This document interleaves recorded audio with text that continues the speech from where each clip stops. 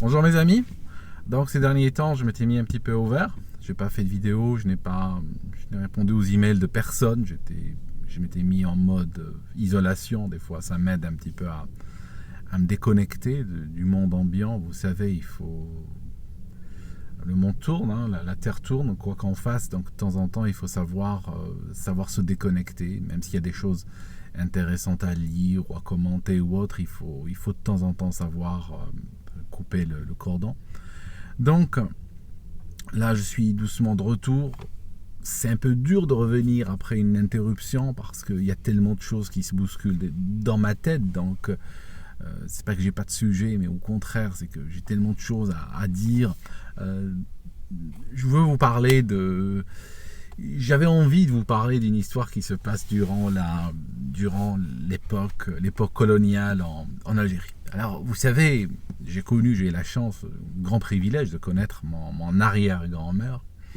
Et en fait, elle était toujours très impressionnée par, comme les gens de sa génération, elle était impressionnée par les capacités d'exploration de l'homme occidental. Enfin, l'homme occidental de son époque, on ne parle pas de celui d'aujourd'hui. Et en fait, parce que vous imaginez qu'en Afrique, par exemple, il y a une grotte quelque part, il y a un village qui est là depuis 1000 ans peut-être, j'exagère, mais il est là depuis très longtemps, un temps immémorial si vous voulez. Et il y a une grotte. Et en fait, cette grotte est associée à des légendes, à des peurs, à des superstitions. Et jamais personne n'ose y aller. D'accord? Les gens vous raconteront que, je sais pas, il y a un ogre qui mange les gens, ou il y a des gens qui sont partis là-dedans, qui ne sont jamais revenus, ou bien le soir, des fois, on voit des choses. Enfin, vous comprenez.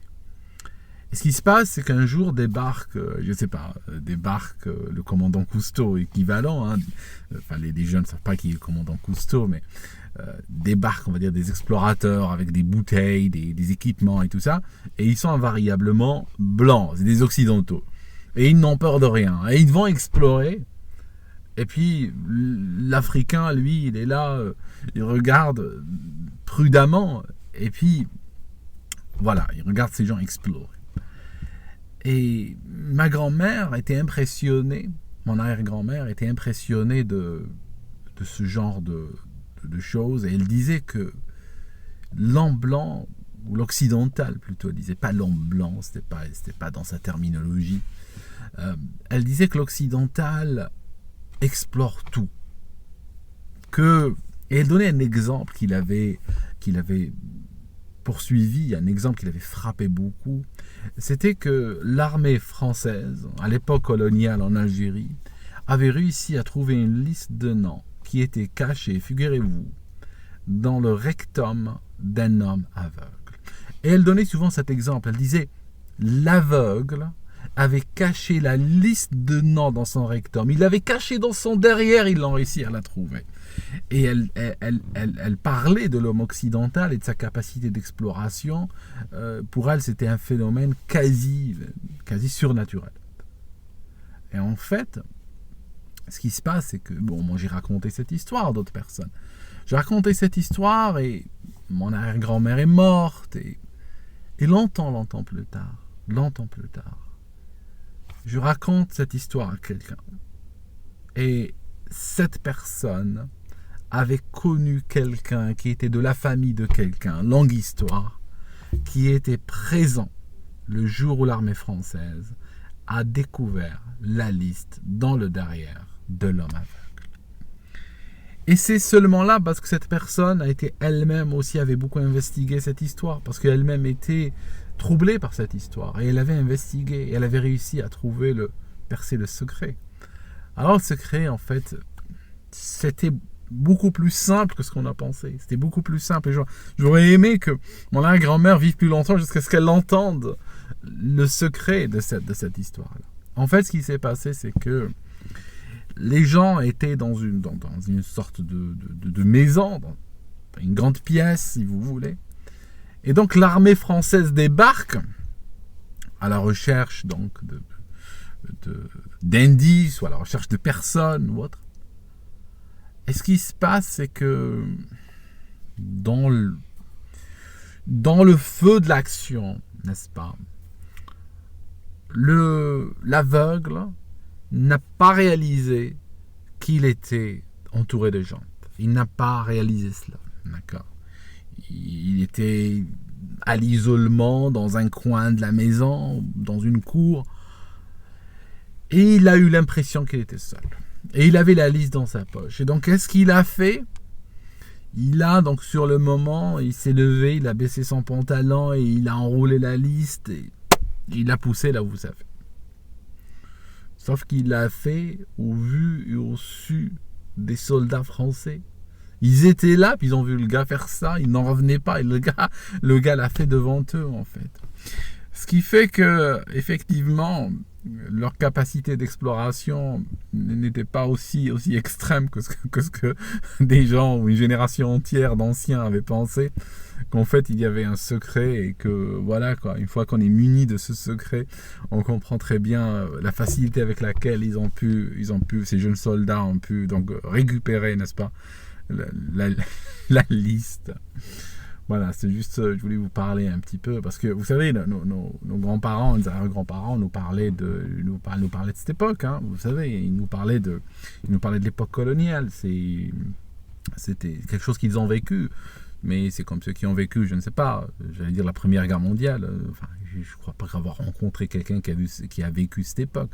Quoique, mon arrière-grand-mère l'a vécu cette époque-là, mais c'est vrai qu'elle ne m'en a pas parlé, parce que c'était il y a peut-être trop loin dans sa mémoire, ou qu'en Algérie, c'était pas vraiment très chaud comme endroit, hein, c'était pas Verdun non plus. Et en fait, ce que je cherche à dire, c'est que tu constates que les gens qui ont vécu ces périodes t'en parlent avec beaucoup d'humanité, tu comprends. Ils en parlent et ils ne parlent pas de tout, hein. C'est sûr que leur silence dit plus que le reste. Ils n'aiment pas trop en parler, mais parfois ils en parlent, et puis quand ils en parlent, il faut être là. Vous savez, ça me rappelle un peu dans un des livres de Steinbeck, je crois que c'est Rue la Sardine, si vous lisez un peu au début. C'est celui-là, oui. Il y a quelqu'un qui travaillait pour un laboratoire biologique, et il allait au bord de la mer et il devait récupérer des êtres unicellulaires très fragiles. Et il faut les récupérer sans les casser. Et en fait, ce qu'il faisait, c'est qu'il prenait une lame de couteau et il le plantait horizontalement, comme ça, dans le sable, et il les laissait doucement grimper dessus. Parce que toute force, toute tentative de le récupérer les briserait. Et c'est un peu comme ça que j'avais le feeling pour ces histoires de vieux qui te racontent quand ils racontent, qui se taisent quand ils se taisent. Mais il n'y avait jamais de haine ou de passion inutile, c'était avec beaucoup de dignité qu'ils ont vécu cette époque-là. Très difficile pour eux. Et ce qui se passe, c'est que aujourd'hui, je ne comprends pas comment ces histoires rebondissent et sans réimprimer dans la mémoire de manière artificielle, parce que ce n'est pas une mémoire, ce n'est pas un vécu, c'est une tentative de le réimprimer dans le vécu, dans le quotidien, aujourd'hui. Et autant je suis d'accord pour le travail de mémoire, autant je n'aime pas quand ce travail de mémoire peut devenir un travail de réactualisation, de réouverture d'anciens dossiers douloureux et vouloir régler les blessures de l'histoire aujourd'hui entre personnes qui ne les ont pas vécues directement. Et ça, je trouve ça très, très malsain. Ça, c'est un point important que je voulais faire passer. Le deuxième point, c'était... Si quelqu'un frappe chez toi, je vais te donner un exemple. Vous savez, je vais pas commencer la vidéo pour parler de tout ça, mais c'est ça le truc. C'est le fil de l'eau, c'est le fil de l'histoire. C'est mon côté africain, en fait. Et vous savez, je voulais vous dire un truc. C'est des années que je dis des trucs, mais je voulais dire un truc maintenant. En fait, si quelqu'un frappe chez toi, d'accord, imagine qu'il frappe chez toi, et il a un bouquet de fleurs, une grande boîte de chocolat, une bouteille de vin, ce que tu veux. Imagine le gars avec plein de cadeaux, d'accord. Et puis il te dit, je viens m'excuser, je viens demander pardon. Toi, tu dis, mais pourquoi? Oui, j'ai violé ta petite sœur. D'accord?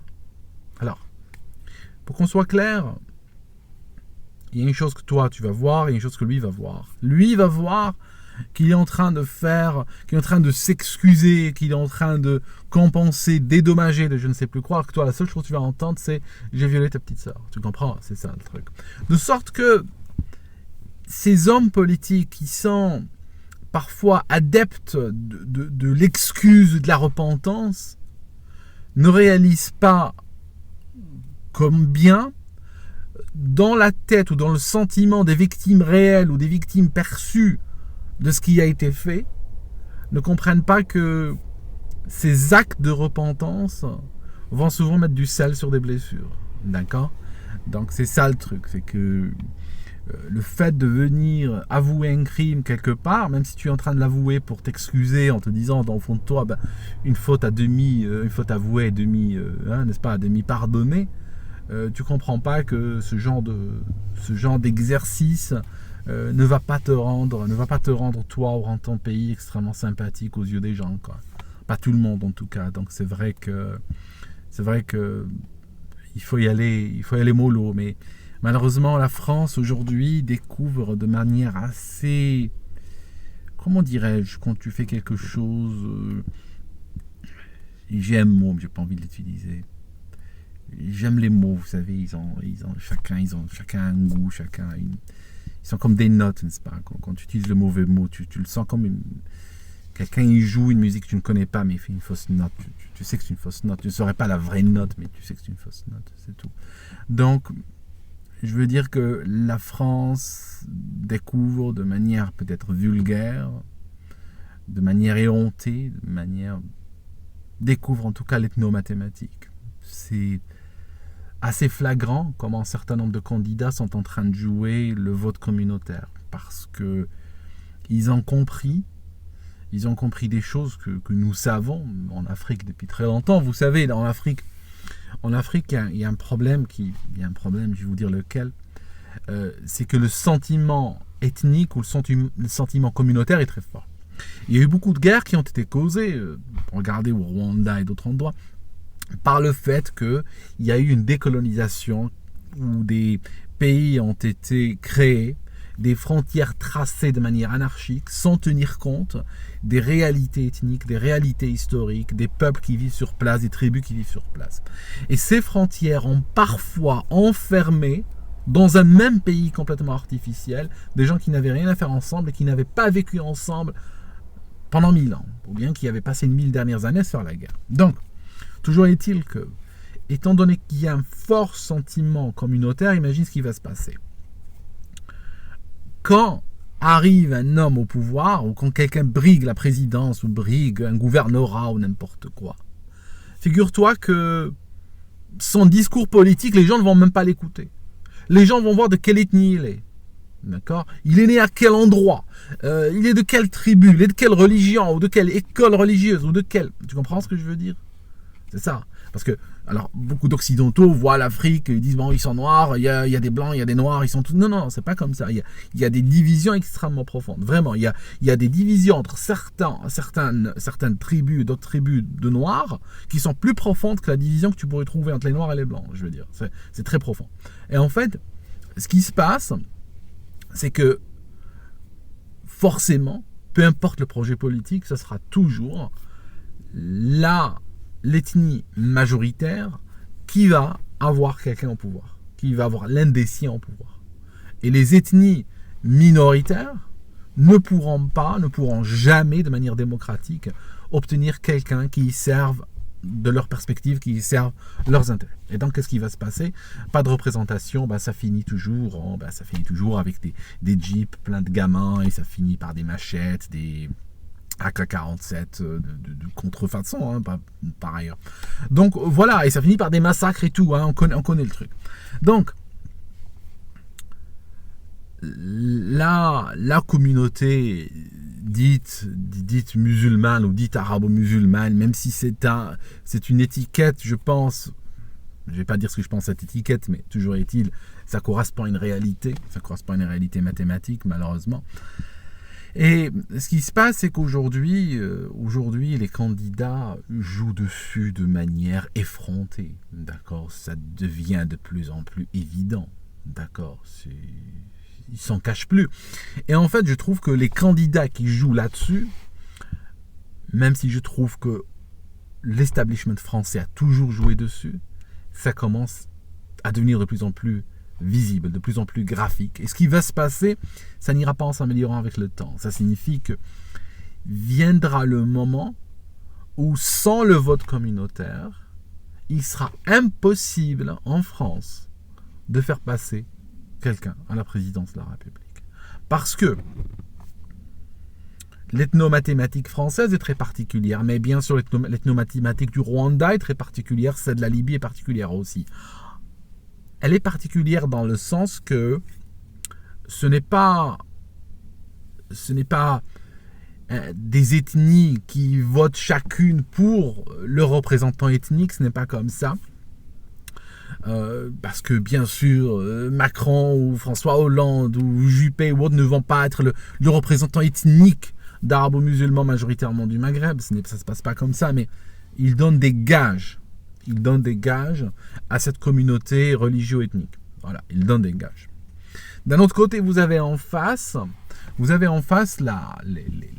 les Français qui ne sont pas issus de cette, on va dire, de cette immigration-là, qui correspondent à une autre sociologie. Et ceux-là ne se perçoivent pas, de toute façon ils n'ont pas le droit, ne se perçoivent pas comme une entité ethnique. D'accord ? Ils n'ont pas cette sensibilité, mis à part une frange d'entre eux qu'on appelle les identitaires, qui sont relativement à droite et qui ne sont pas en nombre, on va dire, suffisant pour changer le résultat d'une élection. Et en fait, ce qui se passe, c'est que cette partie-là, on va dire, de l'électorat, est une partie qui va surtout écouter le discours politique. Et qui va te diviser, bien sûr. Tu prends ce qu'on appelle les Français de souche, hein, si vous voulez. Leur vote sera éclaté entre énormément de candidats, en fonction de différents programmes. Mais il y aura très peu d'entre eux qui vont voter sur des considérations, des bases purement ethniques. Hein. C'est pas leur truc. De sorte que, effectivement, ça peut permettre à certains outsiders de dire, si je joue à fond et de manière effrontée, le vote ethnique, j'ai mes chances. Voilà. Parce que le vote ethnique plus une partie d'électorat non ethnique, bon voilà quoi, ça peut le faire quoi. Donc, cette ethno-mathématique est en train de s'imposer de plus en plus, et je crois franchement que 2017 sera la dernière élection en France qui sera potentiellement gagnable. Et encore, je mets ça entre beaucoup de crochets, hein, ne me citez pas là-dessus, hein, je le dis sans garantie.